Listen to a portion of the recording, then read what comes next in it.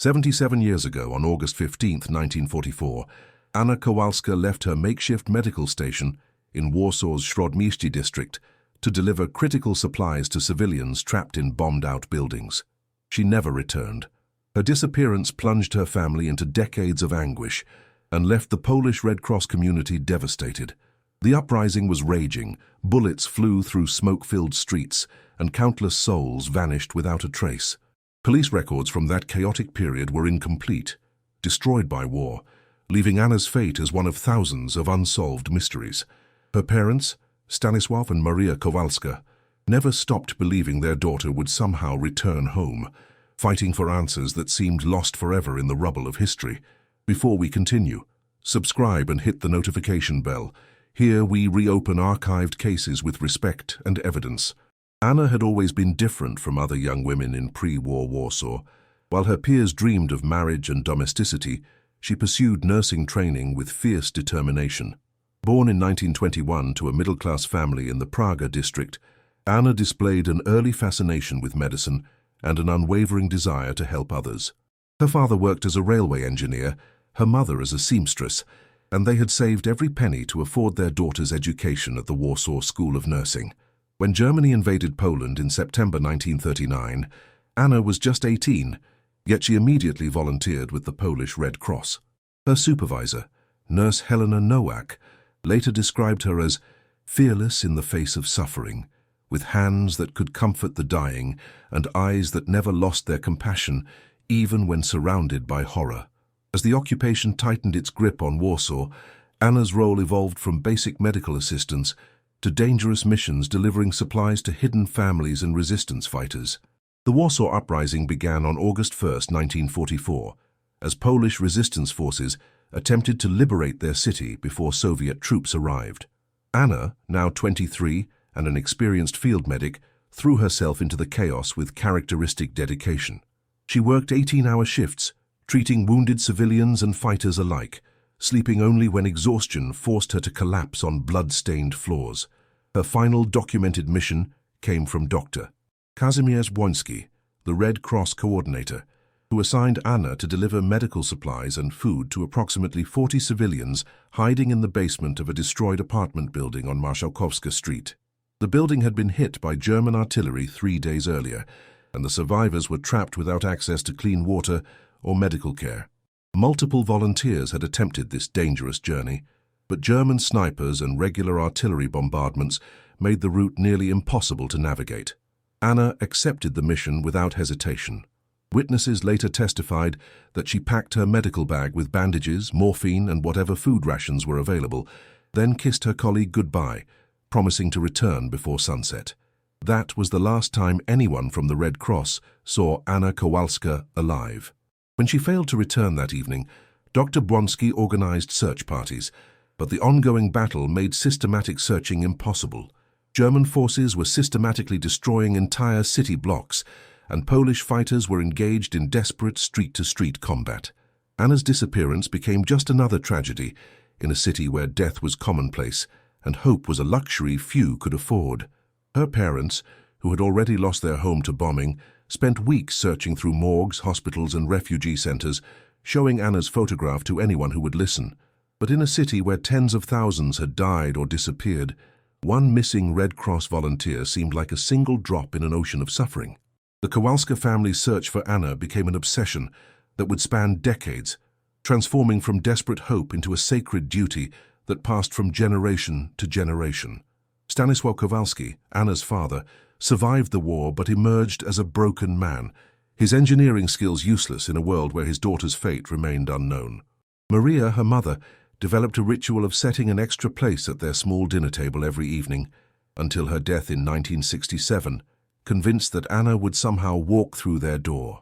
In the immediate aftermath of the uprising's brutal suppression in October 1944, the Kowalski family joined thousands of other Warsaw residents in the grim task of searching through ruins and mass graves. The Germans had systematically executed captured resistance fighters and civilians, often burying them in unmarked locations throughout the city. Stanisław spent months digging through rubble with his bare hands, following every rumor and lead, no matter how unlikely. The family's search took on new dimensions as Poland rebuilt itself in the post-war years. They contacted every surviving Red Cross volunteer, every former resistance member, every civilian who had lived through the uprising. Maria kept detailed notebooks, recording every conversation, every potential sighting, every theory about Anna's disappearance. These notebooks, written in her careful handwriting, became a testament to a mother's undying love and determination. Anna's younger brother, Tomasz, was only 15 when his sister disappeared, but her loss shaped his entire life trajectory. He became a journalist, partly motivated by the need to develop research skills that might help solve his sister's case. In the 1960s and 70s, as Poland's political climate allowed more open discussion of wartime events, Tomasz used his press credentials to access military archives and interview aging veterans, always searching for any mention of his sister. The family's hope was periodically rekindled by false leads and mistaken identities. In 1952, a woman matching Anna's description was found in a Soviet labor camp, leading to months of desperate correspondence with Russian authorities that ultimately led nowhere. In 1963, a former German soldier claimed to remember treating a wounded Polish nurse, but his story contained too many inconsistencies to be credible. Each disappointment deepened the family's pain while strengthening their resolve. Maria Kowalska developed what family members later called her Anna Shrine, a corner of their small apartment dedicated to her missing daughter. She displayed Anna's nursing certificates, photographs from happier times, and letters Anna had written to friends before the war.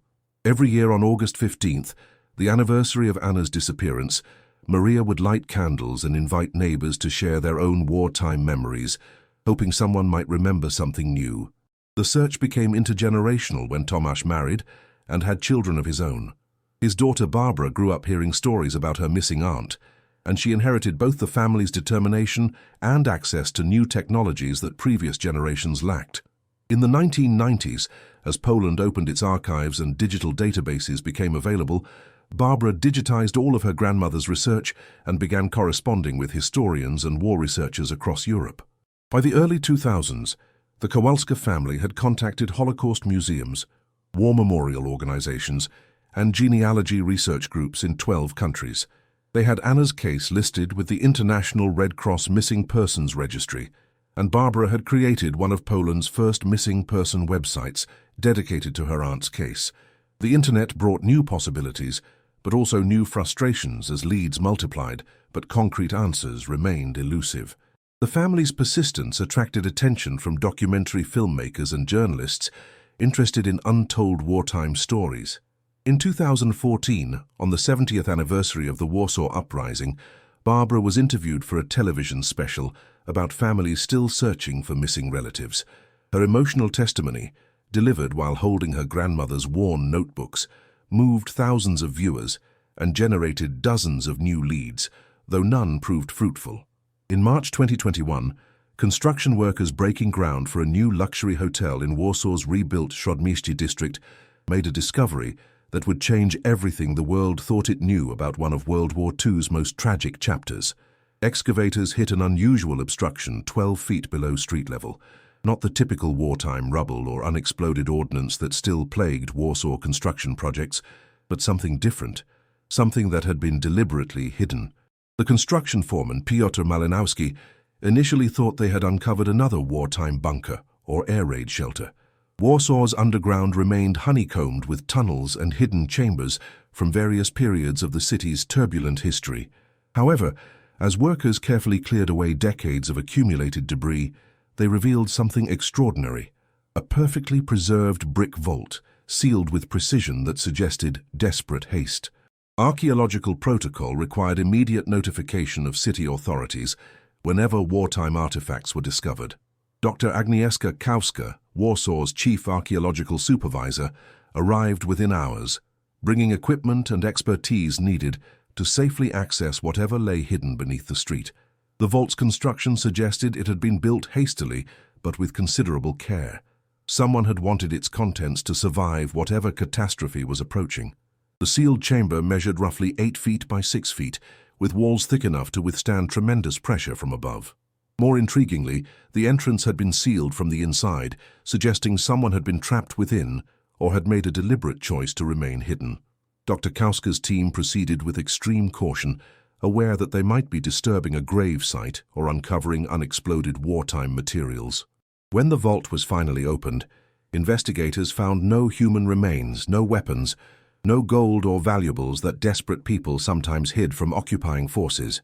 Instead, they discovered something far more precious: a leather satchel, remarkably preserved by the vault's sealed environment, containing dozens of handwritten letters, medical supplies, and personal items that had somehow survived 77 years underground. Now I invite you to leave in the comments where you're watching from and the exact time you're listening to this story. We're interested to know how far these documented accounts reach and at what moments of day or night they arrive. The satchel bore markings that immediately caught Dr. Kauska's attention: a small Red Cross emblem, hand-stitched onto the leather, and initials carved into the handle, AK. Further examination revealed medical instruments typical of 1940s field medicine, primitive surgical tools, glass vials that had once contained morphine and antibiotics, and bandages made from repurposed civilian clothing. But it was the letters that transformed this archaeological discovery into a historical revelation of unprecedented significance.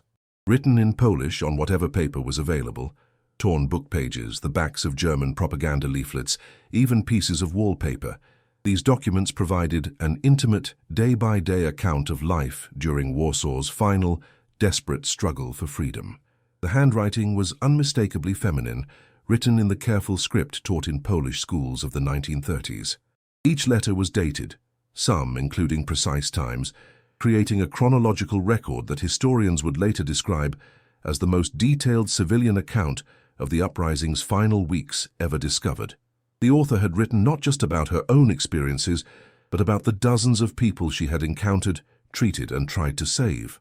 Initial translation work revealed letters addressed to family members, colleagues, and even some intended for people the author had never met, future generations who might someday read her words. The tone progressed from hopeful determination in the earliest entries to growing desperation, yet never lost a fundamental humanity and compassion that would soon move readers worldwide. Dr.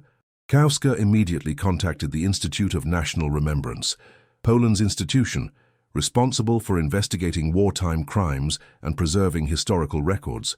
The discovery was significant enough to halt construction and transform the hotel site into an impromptu archaeological dig. More importantly, it was about to solve a mystery that had haunted one Polish family for nearly 8 decades. The first letter discovered in Anna Kowalska's hidden vault was dated August 16, 1944, just one day after her disappearance from the Red Cross station. Written on the back of a German military communique, her precise handwriting revealed the beginning of an ordeal that would test every aspect of human endurance and dignity. "My dearest family," she wrote, "if someone finds these words, please know that I chose to stay with people who needed me more than I needed to return home safely." The letters, once translated and authenticated by experts at the University of Warsaw's History Department, provided an unprecedented window into the experiences of civilians trapped during the uprising's most brutal phase. Anna had discovered the underground vault while seeking shelter during an artillery bombardment, and had made the extraordinary decision to remain there with 43 civilians, including 12 children, who were too injured, elderly, or terrified to attempt escape. Her early letters described the vault's discovery and her immediate assessment of the situation with clinical precision that reflected her medical training. "The space has adequate air circulation through cracks in the eastern wall," she wrote on August 18th. "Water seeps through the northern corner, not clean but boilable. The injured woman with the head trauma needs constant monitoring. The elderly man's leg fracture is infected, but I have enough sulfur powder for perhaps 1 week of treatment." What distinguished Anna's letters from other wartime accounts was their focus on the humanity of her companions rather than the horror of their circumstances. She wrote detailed character sketches of the people sharing her confinement. Mrs. Nowak, a baker's wife who sang lullabies to frightened children; Stefan, a teenager who had lost his entire family but still shared his meager food rations; little Kasia, age 6, who drew pictures on the walls with pieces of charcoal to make the dark place pretty.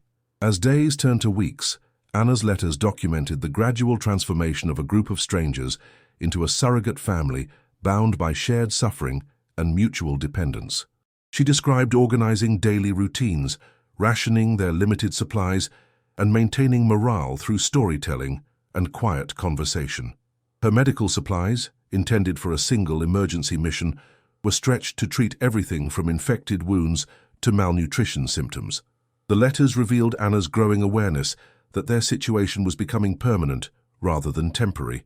German forces were systematically destroying the entire district above them, and the sounds of battle grew more distant each day as resistance forces were eliminated or retreated.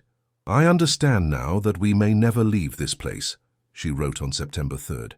"But I also understand that leaving was never really the point. The point was to remain human while surrounded by inhumanity." Anna's writing evolved from straightforward reportage to profound philosophical reflection as their confinement extended into its second month.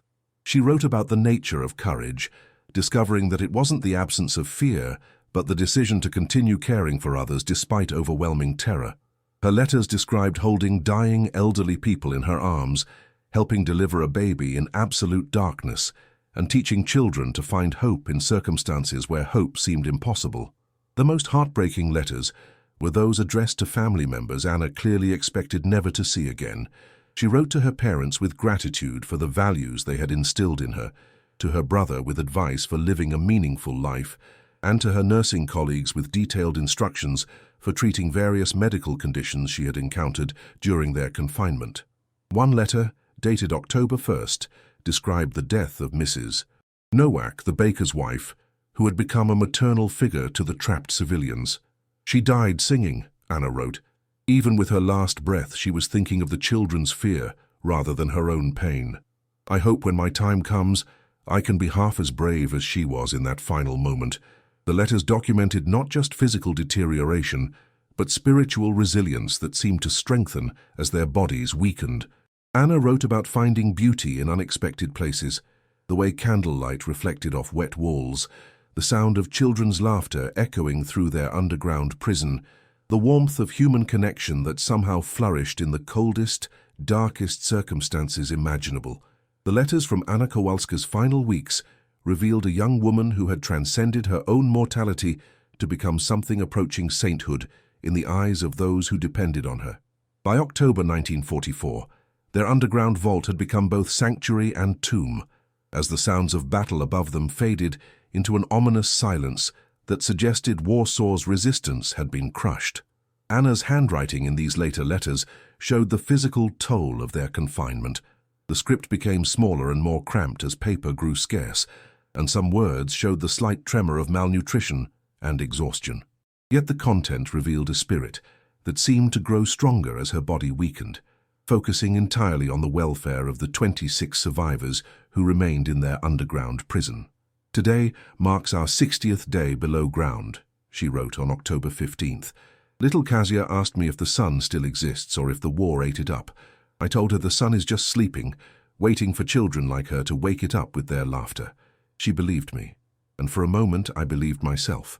The letter went on to describe her daily routine of medical care, which had expanded far beyond physical treatment to include psychological counseling and spiritual comfort for people facing their own mortality. The death toll in their confined space had risen steadily as winter approached and their limited supplies dwindled. Anna documented each death with the precision of a medical professional and the compassion of a grief-stricken daughter. She wrote about closing the eyes of Stefan, the teenager who had shared his food rations, and about singing hymns over the body of an elderly professor who had taught her Polish poetry to help pass the dark hours. Anna's letters revealed her growing awareness that she was documenting not just her own experience, but the final testimony of dozens of people whose names would otherwise be forgotten by history. She wrote detailed biographical sketches of each person in their underground community, recording their pre-war occupations, their families, their dreams and fears. "If I cannot save their lives," she wrote, "perhaps I can save their memory." The most remarkable aspect of Anna's final letters was their complete absence of self-pity or despair. Even as she described the symptoms of her own declining health, the weakness, the persistent cough, the infections that had begun to spread through the group, her focus remained entirely on providing comfort to others. She wrote about teaching the surviving children to read using torn book pages, about leading prayer services for people of multiple faiths, about holding the hands of the dying until their final breath. One of her last coherent letters, dated November 8, 1944, described a conversation with 7-year-old Cassia, who had asked why God allowed bad things to happen to good people. Anna's response revealed the spiritual transformation that had occurred during her underground ordeal. I told her that maybe God doesn't prevent bad things, but he sends good people to stand with us when bad things happen. Maybe that's why I'm here, not to stop the war, but to make sure no one faces it alone. The final letter, written in an increasingly shaky hand, was addressed to whoever might eventually discover their bodies. My name is Anna Kowalska, she wrote. I was 23 years old, a nurse with the Polish Red Cross, and I spent the last months of my life with the most courageous people I have ever known. We did not survive, but we lived. We loved each other, we cared for each other, and we died knowing that human goodness can exist even in hell. The letter concluded with a detailed inventory of the people who had died in the vault, along with information about their families and addresses from before the war. Anna had created a memorial wall using charcoal to write the names of all 43 people who had shared their underground sanctuary, ensuring that their sacrifice would be remembered even if their bodies were never recovered. When Barbara Kowalska received the phone call from Dr. Kauska on March 15, 2021, informing her that letters bearing her aunt's initials had been discovered, she initially felt the familiar mixture of hope and dread that had characterized her family's decades-long search. Too many leads had ended in disappointment. Too many promising discoveries had yielded nothing but renewed heartbreak. But something in Dr. Kauska's voice suggested this time was different. The process of authenticating Anna's letters required several months of painstaking forensic analysis.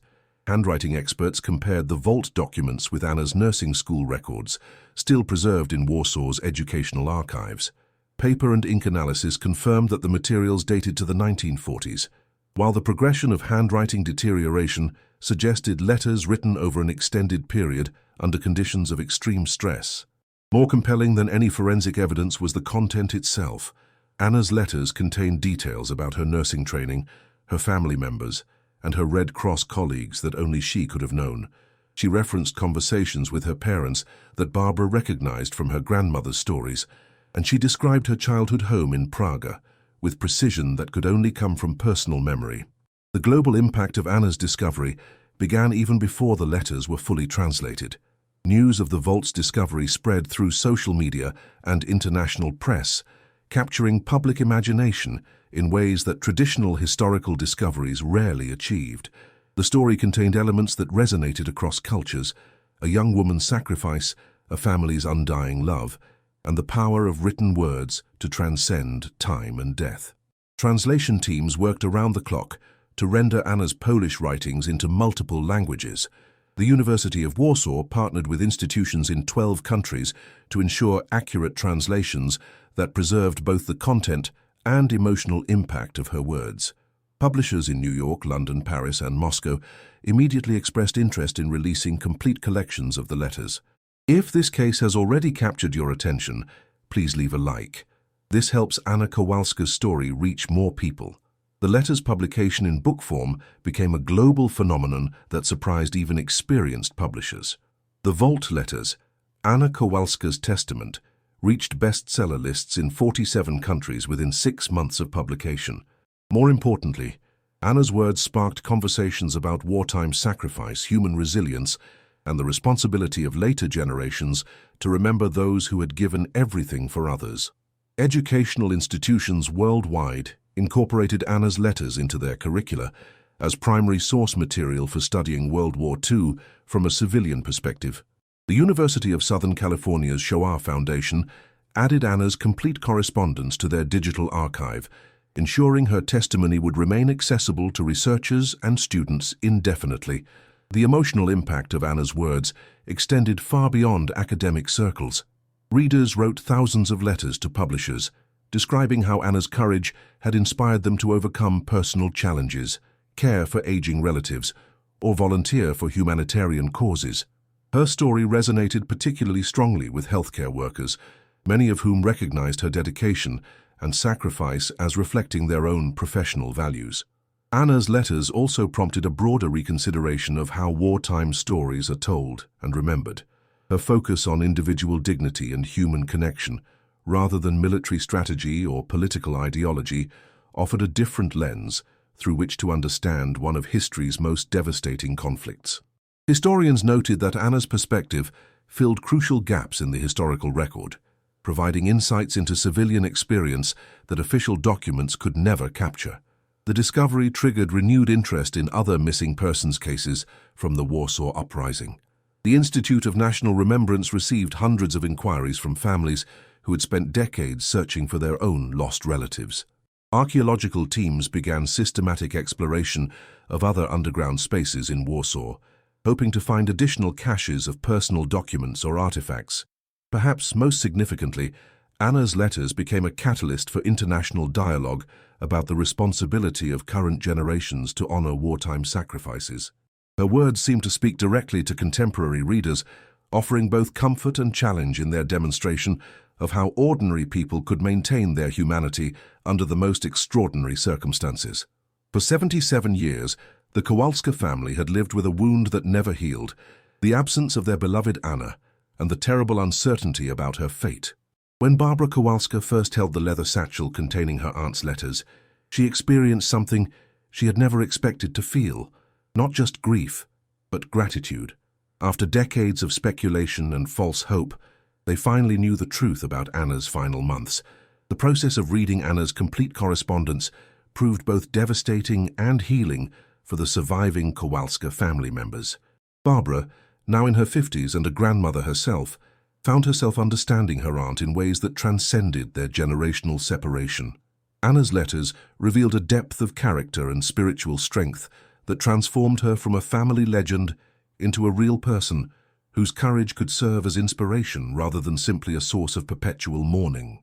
Reading Anna's detailed descriptions of her underground companions, Barbara realized that her aunt had not died alone or forgotten, but as the beloved center of a community that had depended on her strength and compassion. The letters described dozens of people who had spent their final weeks or months grateful for Anna's presence, whose deaths had been made more peaceful by her medical care and emotional support. The family's closure process involved more than just learning Anna's fate. It required understanding how her disappearance had shaped 3 generations of Kowalskis. Barbara's father, Tomasz, now in his 90s, had spent his entire career as a journalist, partly motivated by the need to develop research skills that might help solve his sister's case. Her grandmother, Maria's obsessive documentation, had created an archive that proved invaluable in authenticating Anna's letters.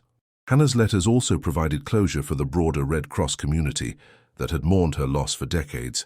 Dr. Blonsky had died in 1983, never knowing what had happened to the volunteer he had sent on that final mission, but his surviving colleagues found comfort in understanding that Anna's disappearance had resulted from her choice to help trapped civilians rather than any failure in their emergency protocols. The discovery prompted the Polish Red Cross to establish the Anna Kowalska Memorial Fund, dedicated to supporting families of medical personnel who died in conflict zones. The fund's first recipient was a Syrian refugee family whose father, a doctor, had been killed while treating civilian casualties in Aleppo. Anna's letters had inspired a new generation of medical volunteers to view their service as part of a continuous tradition of courage and sacrifice. Barbara worked with Warsaw city officials to establish a permanent memorial at the site where Anna's vault had been discovered. The memorial included excerpts from Anna's letters engraved in Polish and English, along with a reading space where visitors could access the complete correspondence. The hotel construction project was redesigned to incorporate the memorial as a central feature, ensuring Anna's story would remain visible to future generations.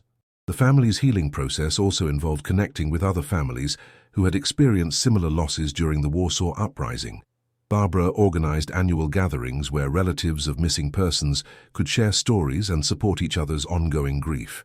These meetings became opportunities to honor not just individual losses, but the collective sacrifice of Warsaw's civilian population. Perhaps most importantly, Anna's letters allowed the family to understand their decades of searching as worthwhile rather than futile. Their persistence had kept Anna's memory alive long enough for her own words to be discovered and shared with the world. Without their documentation and advocacy, the letters might have been dismissed as anonymous wartime artifacts rather than recognized as the testimony of a specific, beloved person. The letters also revealed Anna's awareness that her family would search for her, and her deliberate decision to create a record that might eventually provide them with answers. In her final, coherent letter, she had written specifically to her parents and brother, expressing gratitude for their love and asking them not to grieve indefinitely for her loss, but to find meaning in her choice to help others. Barbara's children and grandchildren, who had grown up hearing stories about their mysterious ancestor, finally had a complete narrative about Anna's life and death. More than that, they had a model of courage and selflessness that would influence their own life choices and values. Anna's sacrifice had become not just family history, but family inspiration.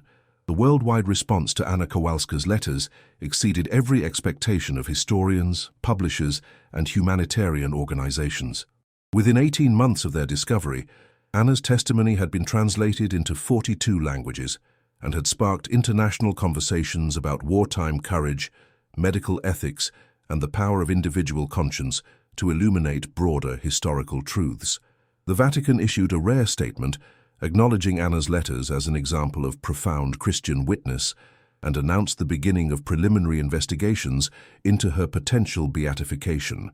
Pope Francis personally referenced Anna's writings in his 2022 Easter message, describing her decision to remain with trapped civilians as embodying the Gospel's call to serve the most vulnerable members of society. Medical schools across Europe and North America began incorporating Anna's letters into their ethics curricula, using her example to illustrate the moral responsibilities that accompany healing professions. The Royal College of Physicians in London established the Anna Kowalska Lecture, an annual address focusing on medical courage in conflict situations. The first lecture was delivered by Dr. Médecins Sans Frontières director, who drew explicit parallels between Anna's choice and contemporary medical volunteers working in Syria, Afghanistan, and other war zones. The International Committee of the Red Cross commissioned a comprehensive study of Anna's letters, producing a report that analyzed her medical practices and compared them with current humanitarian protocols. The study revealed that Anna's improvised treatments and psychological support methods had saved numerous lives and could inform modern emergency medical training. Her techniques for rationing supplies, maintaining morale, and providing end-of-life care became case studies for Red Cross volunteers worldwide. Anna's story also influenced contemporary discussions about wartime accountability and civilian protection. The United Nations Human Rights Council referenced her letters in debates about the responsibility of military forces to ensure safe passage for medical personnel and the protection of civilian populations during urban warfare. Her testimony provided specific personal examples of how military actions affected non-combatants, making abstract legal principles concrete and emotionally compelling. Educational institutions worldwide reported unprecedented student engagement when Anna's letters were included in history curricula. Teachers noted that students who typically showed little interest in World War II history became deeply engaged when reading Anna's first-hand accounts. Her writing style, intimate, detailed, and emotionally honest, made the historical period accessible to young people in ways that traditional textbooks had failed to achieve. The literary world also embraced Anna's letters as exceptional examples of testimonial writing. The International Pen Organization awarded Anna posthumous recognition for her contribution to literature of witness, acknowledging that her letters represented prose of extraordinary literary merit, created under the most challenging circumstances imaginable. Several prominent authors wrote essays analyzing Anna's writing style and her ability to maintain narrative clarity despite extreme physical and emotional stress. Anna's influence extended beyond academia and professional organizations into popular culture and social media. Her quotes appeared on millions of social media posts, often accompanied by contemporary photos of healthcare workers, humanitarian volunteers, and ordinary people performing acts of service. Her words, "We did not survive, but we lived," became a rallying cry for people facing their own challenges with serious illness, family crises, or professional difficulties. The tourism industry in Warsaw reported significant increases in visitors seeking to learn about Anna's story and the Warsaw Uprising more generally. The memorial at the site of her vault discovery became one of Warsaw's most visited historical sites, with tour groups coming from around the world to pay respects and learn about her sacrifice. Local tourism officials noted that Anna's story had helped transform Warsaw from a city known primarily for wartime destruction into a destination associated with human resilience and courage. Documentary filmmakers and journalists produced dozens of programs exploring Anna's life and its contemporary relevance. Netflix commissioned a limited series based on her letters, while the BBC produced a documentary that won international awards for its sensitive portrayal of wartime civilian experience. These productions reached audiences who might never have encountered Anna's story through traditional historical channels. Today, Anna Kowalska's legacy extends far beyond the underground vault where she spent her final months. Her letters have become a testament to the power of individual conscience and compassion to transcend even the most horrific circumstances. Museums, schools, hospitals, and humanitarian organizations worldwide display her words as inspiration for people facing their own challenges and opportunities to serve others. The Anna Kowalska Foundation, established by her surviving family members, has provided scholarships for medical students from conflict zones and supported humanitarian missions in 12 countries. The Foundation's work reflects Anna's belief that human dignity must be protected regardless of political circumstances or personal risk. Recipients of Anna Kowalska scholarships have gone on to serve in refugee camps, disaster zones, and underserved communities across 6 continents. Barbara Kowalska, now in her 70s, continues to speak about her aunt's legacy at universities, medical conferences, and humanitarian gatherings. Her presentations focus not on Anna's death, but on how her life exemplified the choice every person faces between self-preservation and service to others. Anna wasn't superhuman, Barbara often tells audiences. She was an ordinary young woman who made extraordinary choices when faced with impossible circumstances.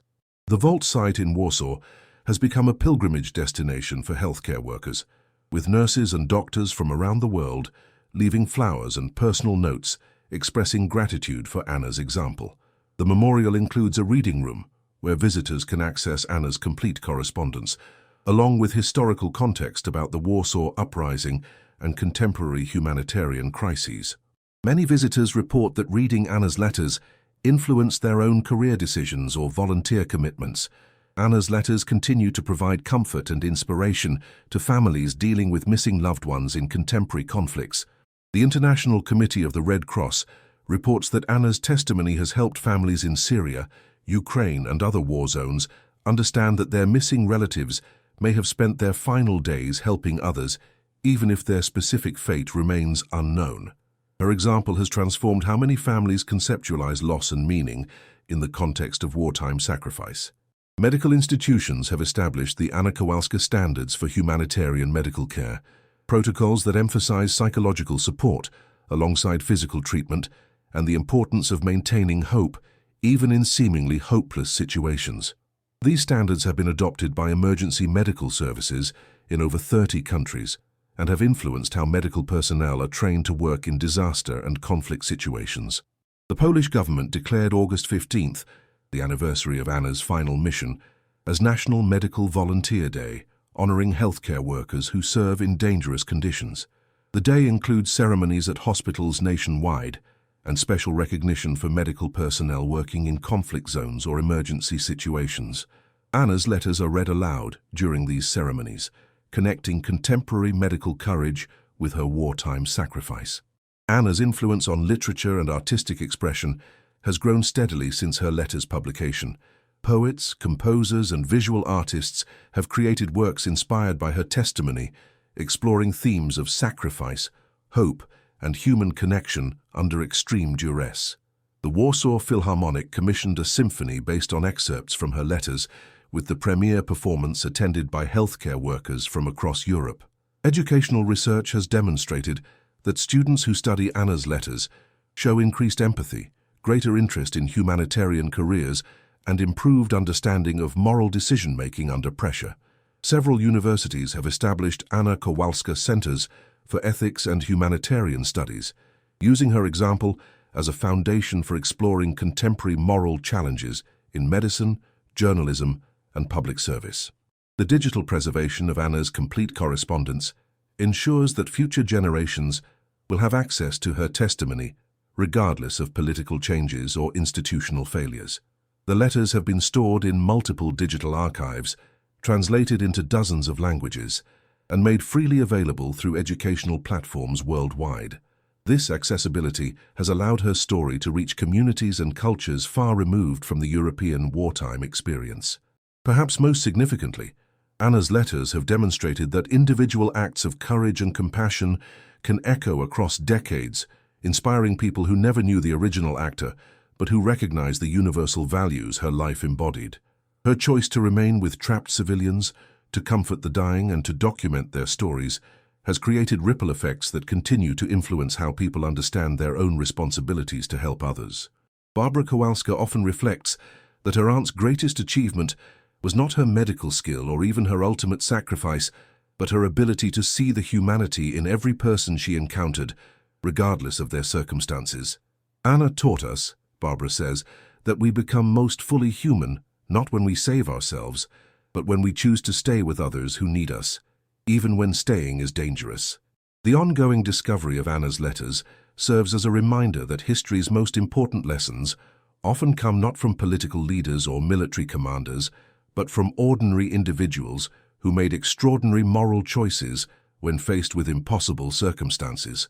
Her testimony continues to challenge readers to examine their own lives and consider how they might serve others with similar courage and compassion. Anna Kowalska died at 23, but her letters ensure that her voice will continue speaking to future generations about the power of love to overcome hatred, hope to triumph over despair, and human dignity to survive even humanity's darkest moments. In a world still marked by conflict and suffering, her example remains as relevant and necessary as it was in the ruins of wartime Warsaw. Subscribe to our channel to explore more archived and disturbing cases. Thank you for following Anna Kowalska's story. See you in the next video. In the spring of 2025, 4 years after Anna Kowalska's letters were discovered, a remarkable ceremony took place in the rebuilt heart of Warsaw. Representatives from 47 countries gathered to unveil the international memorial to unknown medical heroes, with Anna's story serving as the centerpiece of this global tribute to healthcare workers who died serving others in times of crisis. Barbara Kowalska, now 81 and the last living member of Anna's immediate family, was invited to read the final letter her aunt had written in that underground vault. As her voice echoed across the silent crowd, carrying Anna's words about choosing love over fear and service over safety, there wasn't a dry eye among the thousands of attendees. Medical students from 6 continents had traveled to Warsaw specifically to hear Anna's testimony read aloud at the place where her sacrifice began. The ceremony marked more than just remembrance. It celebrated the living legacy Anna's letters had created. The Anna Kowalska Foundation had by then funded medical training for over 2,300 students from war-torn regions, many of whom attended the ceremony wearing their medical school graduation pins. Dr. Amira Hassan, a Syrian refugee who had received the first Anna Kowalska scholarship and now served with Doctors Without Borders in South Sudan, delivered a speech describing how Anna's example had given her courage to continue treating patients despite constant danger. The vault site itself had been transformed into a meditation garden, where people from around the world continued to leave letters, flowers, and personal tokens of gratitude. A continuous stream of visitors included families of missing persons, medical workers facing difficult assignments, and ordinary individuals seeking inspiration to face their own challenges with greater courage. The garden's guest book contained entries in over 60 languages, all expressing variations of the same sentiment. Anna's story had changed how they understood their own potential for goodness. Perhaps the most moving aspect of Anna's continuing legacy was its influence on children and young adults who had grown up reading her letters in school. Educational surveys showed that students exposed to Anna's testimony were significantly more likely to pursue careers in medicine, humanitarian work, or public service. Her words had literally shaped a generation of young people who saw helping others not as an obligation, but as the highest expression of human dignity. The Polish government announced that Anna's letters would be inscribed on the UNESCO memory of the World Register, ensuring their preservation for future generations. More importantly, the Vatican completed its investigation and declared Anna Kowalska blessed, recognizing her sacrifice as an example of heroic virtue that could inspire Catholics worldwide. She became the first person beatified primarily on the basis of letters written during wartime service to civilians. On that spring evening in 2025, as the memorial ceremony concluded and the crowd slowly dispersed, Barbara Kowalska remained alone in the garden where her aunt's final journey had begun. She placed a single white rose at the memorial stone and whispered words that seemed to carry across decades. "Anna, you kept your promise. You made sure no one faced their darkest hour alone." The setting sun cast long shadows across the memorial garden, but Anna Kowalska's legacy burned brighter than ever, a light kindled in the depths of wartime despair that continued to illuminate the path toward compassion, courage, and hope for all who encountered her extraordinary story. In choosing to remain with those who needed her most, Anna had achieved a kind of immortality that no earthly power could destroy. She had become forever present, wherever human beings chose love over fear, service over safety, and hope over despair. Her letters had proven that even in humanity's darkest chapters, individual acts of courage and compassion could echo across generations, inspiring countless others to find their own strength in serving those who needed them most.